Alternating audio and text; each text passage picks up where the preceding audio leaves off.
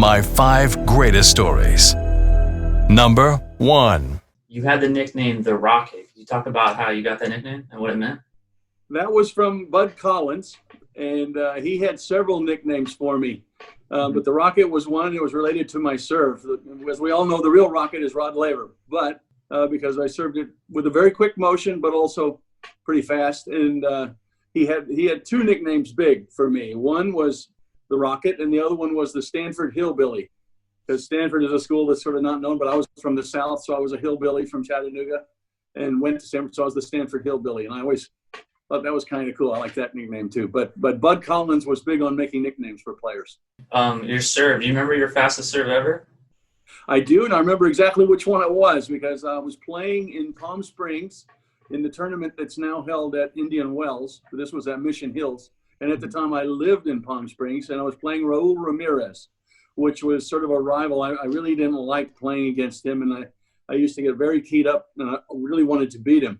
And it was during the first game of the match, and my coach was Dennis Ralston, and it always told me to warm up, or at the beginning of the match, serve at 80%. And he said, generally, you'll be so keyed up, you'll serve at 100% anyway. But try to serve at 80% to make sure you get a lot of balls in. And so in the first and second point of that match, I hit 2 huge serves. I wasn't meaning to hit them hard, but the timing was perfect, and it felt like they just went like a cannon. And guys from Tennis Magazine were in the stands, and they had a radar gun set up to record everything, and they're the ones that said that it was 153. Oh, my God. And in that match, I must have been doing something right because I won the first 16 points before I lost a point. So I was ahead 4-love before I lost a point. Wow. And I ended up winning. The first set I won easy. The second set got pretty tight, but so I ended up winning the tournament, and so that was exciting. Number 2. Roscoe, could you share with us one of your best stories from Wimbledon?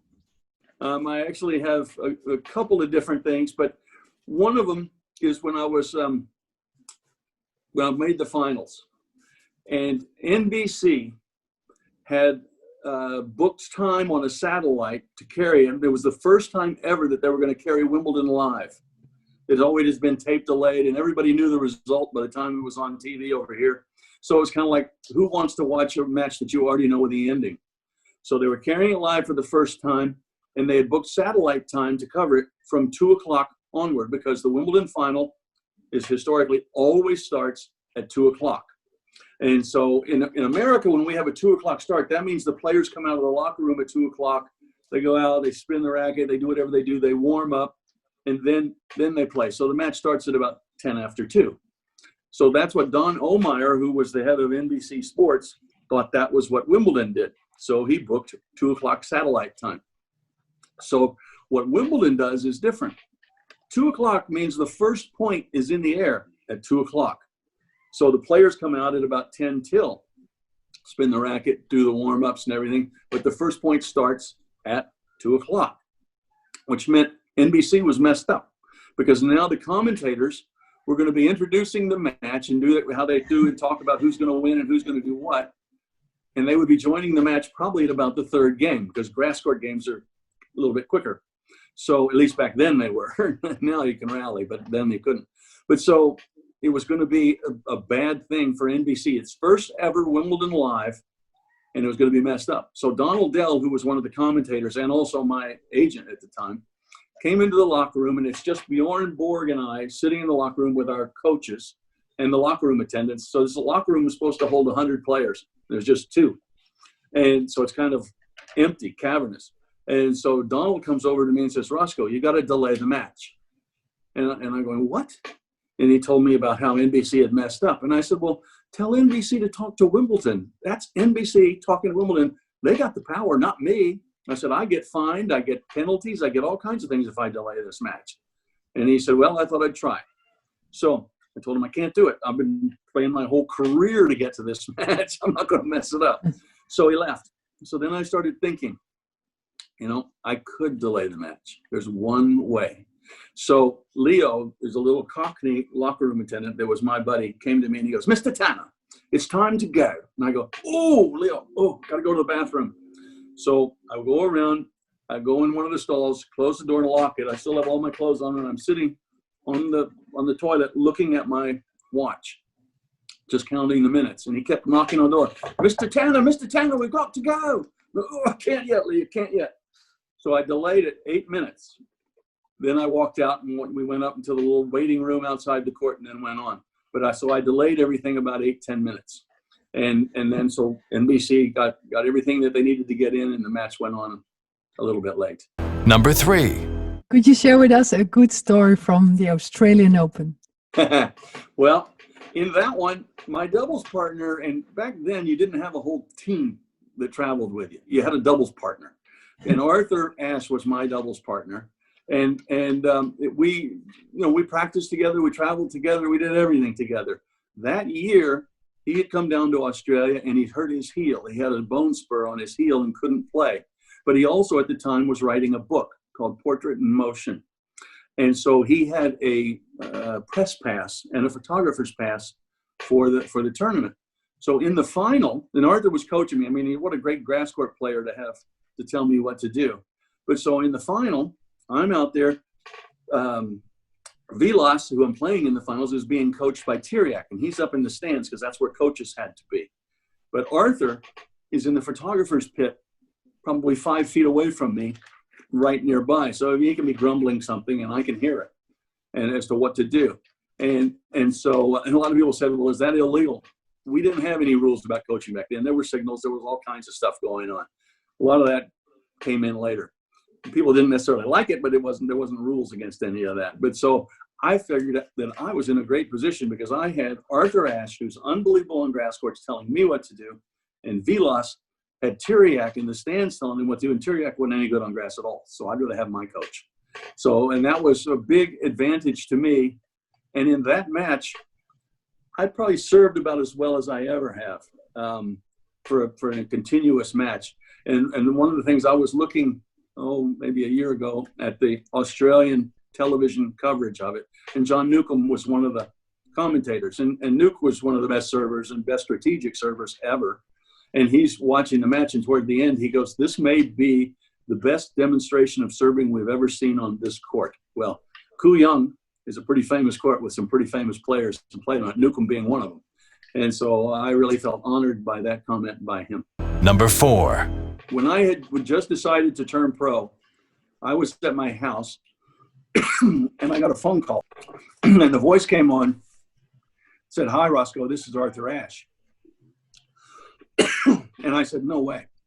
I think, no way Arthur Ashe is calling me." And he said, "Roscoe, would you like to play doubles all next year?" I'm thinking, now somebody's really pulling my leg. He was number 1 in the world, and he's asking me to play doubles.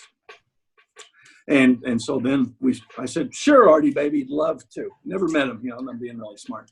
So then I hang up, and I tell my friends, I said, somebody was pulling my leg. They were telling me they were Arthur Ashe.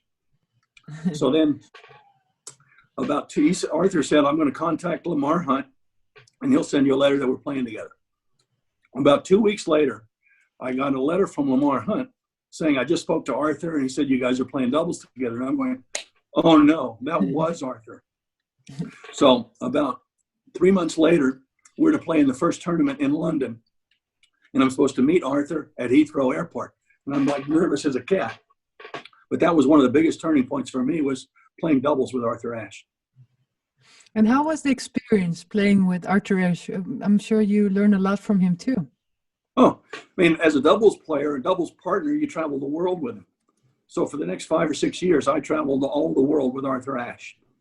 And he's giving me advice, helping me. And I'm also immediately in with Laver, Rosewall, Newcomb, Roach, all the older guys, Emerson, Stolley.